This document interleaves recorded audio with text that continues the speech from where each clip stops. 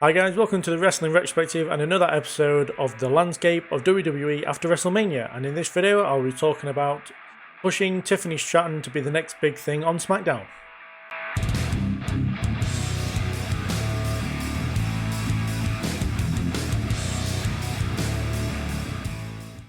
So compared to the rest of the videos I've kind of done like this, I have done it slightly different. The other videos are kind of explaining why I think this, like a certain superstar or division should be doing something. In this video, for whatever reason, I don't know why, I've done this as like a fantasy booking type thing about how I would book Tiffany Stratton over the next year. So from the SmackDown after WrestleMania to WrestleMania next year. But obviously a lot of things cut out, so a lot of things are like over the past few months she does this, for example. But anyway, just to kind of explain why it's done differently anyway. But yeah, I start at the SmackDown after WrestleMania, where at WrestleMania I would have Tiffany Stratton face Bianca Belair and win clean.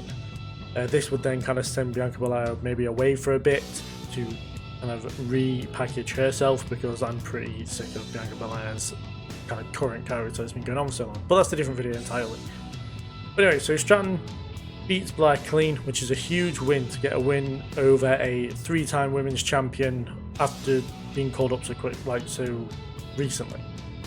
So on the SmackDown after WrestleMania, Tiffany Stratton wins a match against Zelina Vega, just a random match, and after the match, Carmela makes her return. She'd now be on SmackDown because obviously Corey Graves is the commentator on SmackDown. She beats down, so Carmela that is, beats down Zelina Vega, and Stratton eventually joins in.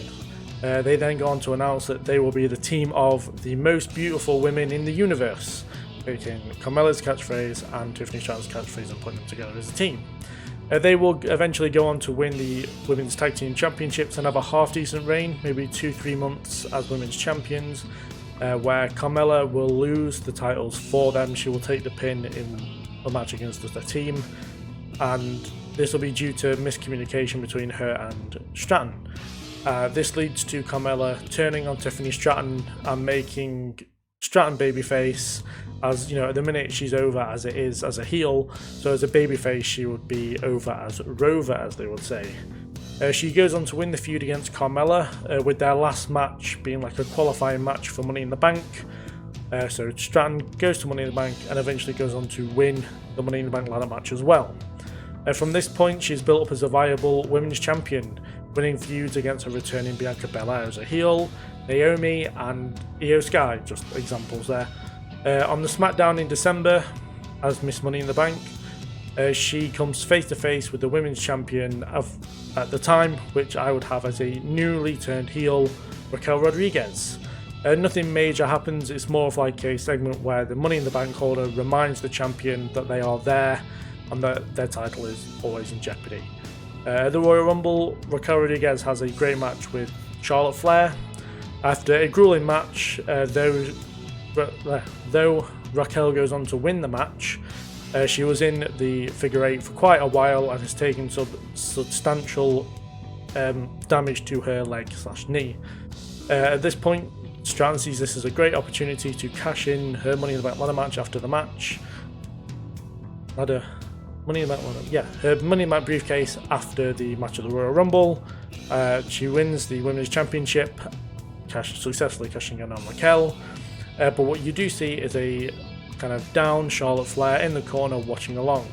There's one thing I do like is the fact that Tiffany Stratton is kind of similar to Charlotte Flair as far as like looks go, but in ring style they're kind of almost the same as well, but very different. I feel like that's almost a dream match, having the black and gold NXT take on somebody who came up through the NXT 2.0 system. And to have that at WrestleMania, I think it will be quite cool. So, Elimination Chamber, Stratton goes on to retain the Women's Championship against Raquel Rodriguez in a rematch, and Flair goes on to win the Elimination Chamber match, making her the #1 contender for Tiffany Stratton's Women's Championship. Then at WrestleMania, we get Stratton versus Charlotte Flair, which again, I think will be a pretty cool dream match, where Stratton goes over clean against Charlotte Flair, kind of securing her as the current face of the women's division and kind of the future of the women's division, where Charlotte Flair can kind of start taking a step back. And though she's not that old, it's just more a case of she's done so much in the women's division that she doesn't need to be around all the time, and maybe she can do other ventures or just go on to other feuds, I don't know. But it kind of like a passing of the torch from Charlotte Flair to Tiffany Stratton. Kind of like I've said in the past video with Jade Cargill, you have the 4 horsewomen of Becky, Bayley, somebody called Mercedes, and Charlotte Flair, passing it on to people like Cargill, Stratton, and people who are now kind of going to be the future of the women's division. But yeah, same. If you enjoyed this kind of fantasy booking thing, do let me know in the comments. I do have another video lined up that is fantasy booking, but is very much longer than this one, and is to do with the bloodline. But yeah, so if you enjoyed the video, do give it a like, do give the channel a subscribe. Nearly 100 subscribers if I'm not already, because this is pre-recorded. And yeah, just a mini-series for after WrestleMania, before WrestleMania happens kind of thing. So yeah, if you enjoy, please let me know. Any feedback as well, I'm all ears. Thank you very much for watching. See you later.